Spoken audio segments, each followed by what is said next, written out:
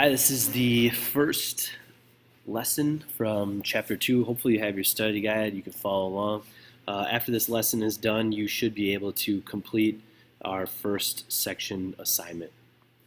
So make sure that you are staying ahead of the assignments and see your teacher for this due date. So Chapter 2 is all about logic, and we'll start off with some easier logic, and that is just observations. So a couple of words here that we'll use throughout this lesson. First off, a conjecture. You probably have heard the word conjecture. Another one is hypothesis. This just basically means an intelligent guess. Intelligent guess based on observations. So I'm not just going to make a conjecture without having something to base my conjecture off of. Inductive reasoning is the actual basing conjecture on observation. And then finally, at the end, we will talk about counterexample. So we're going to do some inductive reasoning. We're going to look at some patterns, and we're going to predict, make a conjecture about what the next piece is. We're not going to be able to prove that that's the next piece, but based on what we see, we'll be able to say confidently, I think this will be the next one. So looking at the first one, we have a circle split into two parts. Top half is shaded in. The next one is split into four parts. I'm actually going to write that in. We've got a 2 parts here. And then we've got 4 parts, and it goes to 1, 2, 3, 4, 5, 6 parts. So as far as how many parts there are, it looks like it's going up by 2 each time. So 2 to 4 to 6. It's not multiplying by 2, it's adding 2. So I know we're going to have a circle because that's pretty apparent. That's not what I wanted.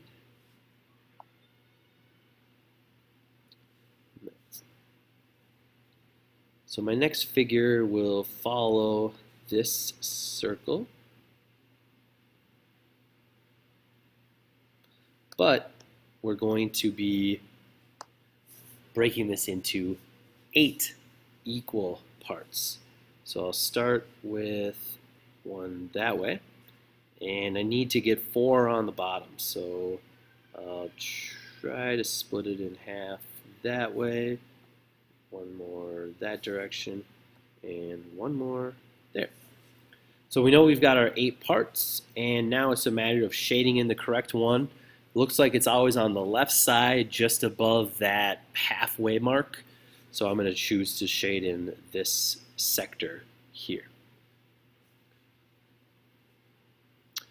We'll do inductive reasoning with number patterns a lot. So we're trying to figure out the pattern here. What's happening to go from here to here and so on. -7 times something gets us to 21. That same number is repeating throughout, and so it's going to be multiplied by 3. So we're asked to describe the number pattern.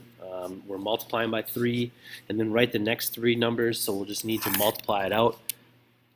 The next one, -189 times 3 is 567. Multiply by 3 again, you get 1701. And then one more time is 5,103. All of these negative. They don't change sign. You're multiplying by a +3, so it stays negative throughout. I'll leave number 3 for you. Go ahead and pause the video and see if you can try that one right now. All right, picking up on the next page, we're going to talk about counterexamples. In math, truth is very difficult. In order for something to be true, it has to be true all of the time. Not some of the time, not most of the time, not even all the time except once. If there's even one time that it is not true, then the whole thing is false. So let's take a look at our first conjecture, an example of which is true for a lot of cases, but we can find a way to prove that it is not true. So a student makes the following conjecture about the sum add of 2 numbers. Decide whether it's true or false. The sum of 2 numbers is always greater than the larger number. So a couple of examples. Let's say you have 3 plus 7. Well, 7 is the larger number, but 3 plus 7 is 10. And 10 is bigger than 7, so in this situation, that conjecture is true. You can try it for even including a 0. 4 plus 0, 4. The sum of two numbers is always greater than the larger number. Is 4 greater than 4? I think not. We could even go one step further. Perhaps you're already thinking about it. Let's start with 100.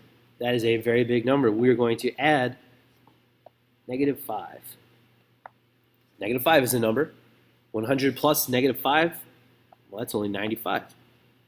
Is 95 greater than 100? I think not.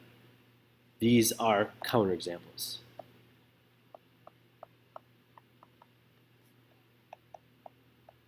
It's a way to simply disprove a conjecture. You can never prove with examples.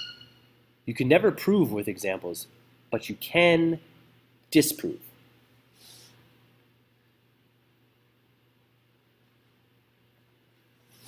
Next claim.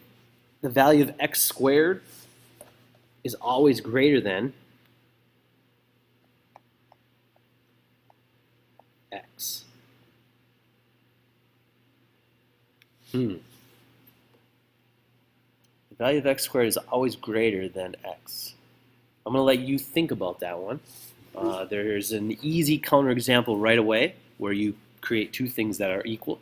And there are, in fact, ways to have a square make it smaller. I'll let you think about that. Along the same lines as question A, you've got a square root.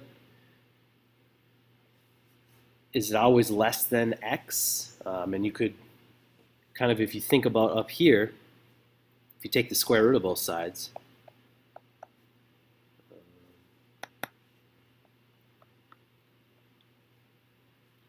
kind of ends up looking very similar. You know, is the square root smaller? So kind of along the same lines, I'll let you think about that one.